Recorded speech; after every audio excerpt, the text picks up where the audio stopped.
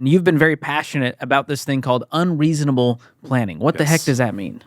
So unreasonable planning is all about how you get world-class results. And like anytime you're shooting for some vision, that's not like just easy to go get. This is the kind of framework and approach that you're going to need to pull off crazy aggressive goals. And it came from Dave one time. They said, what they thought was a regular goal. And he said, that's kind of boring. We got to level this thing up. And people looked at that goal and they said, hey, that's unreasonable. And he said, if you want unreasonable results, sometimes you have to act unreasonably. And so that's where the unreasonable part comes into this. I love that. So this is a framework and a mindset. Yes. Walk us through the difference between those two. Yeah. So if you're familiar with like the baby steps and things like that, you've got a framework. The baby steps lay out the 7 steps of what to go do with your money. The mindset is like how intensely do you go do those steps? So like, step 1, get $1,000 set aside for an emergency fund. Step 2, get out of debt, pay off all your debt. But it doesn't, when in the pay off all your debt step using the debt snowball, it doesn't say to go do it in 18 to 24 months. Go sell everything that's not tied down, go work extra, go do all these things. So you've got the framework, what's the order of the planning? And then you've got the mindset. How intensely do you take this? And so you have to have the intense mindset for what we're talking about here. If you're going to pull off goals that, like when I say world-class goals, I'm talking world-class, literally best in the world. We call them BHAGs, big, hairy, audacious goals. So Jim Collins, BHAG, if you're going to pull off some crazy goal and be best in the world, I'm not talking about somewhere in the good range. I'm talking about literally best. It's going to take an approach that most people aren't willing to do. This isn't an approach that most people are going to go take. But if you're going to pull off crazy aggressive goals, this is what you're going to have to do. Yeah, like Dave Ramsey says, no one wins the Super Bowl by accident. That's right. It takes an act of intentionality and intensity to do that. Exactly. So let's walk through this 5-step framework. Where does it start? All right. So step 1, it's you have to have a goal. So that's where the BHAG comes in. So this isn't just a small goal, because small goals lead to small results. And that like allows you to be in like how you can optimize and move the needle a little bit. BHAGs, when you set the crazy aggressive goal, it usually requires like disruptive thinking. So step 1, you have to have a goal, and it has to be something that like we're all aligned to. Don't go off inside your company and have a crazy aggressive goal in a completely different direction than where your company's going. So like figure out where the company is going, figure out how you can aggressively advance that. So it has to be a goal that like we're all aligned to. And we talk a lot about mission and vision and desired future. And so your goals should align with that if you're doing it right. Absolutely. And often where people fail on this step is they have goals, but they're vague. The opposite of vague is it has to be crystal clear.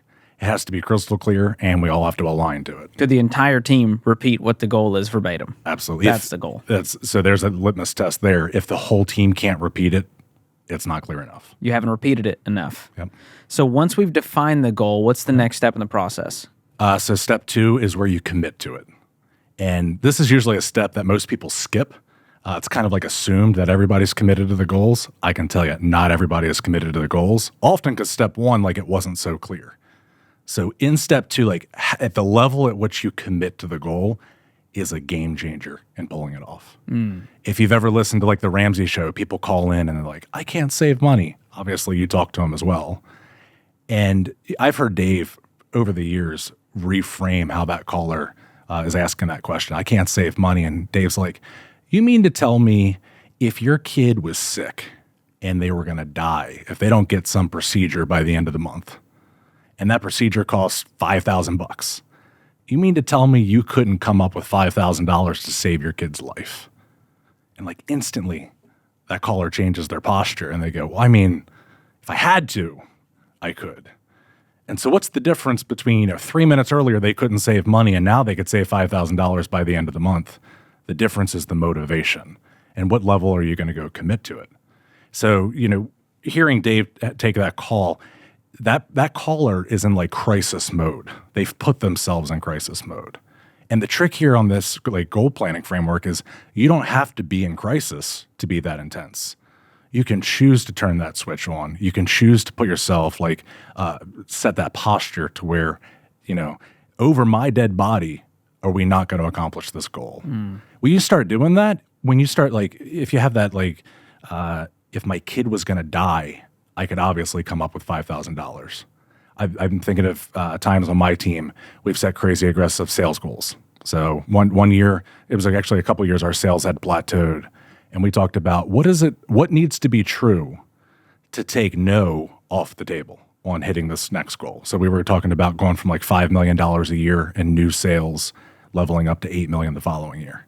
And like the team came back after a couple weeks of planning and they were like, it can't be done.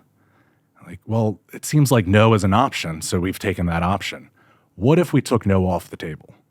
If we took no off the table, well, they went back and they after a week or so of planning, they did come back and they said, well, we found a way, but you're not going to like it.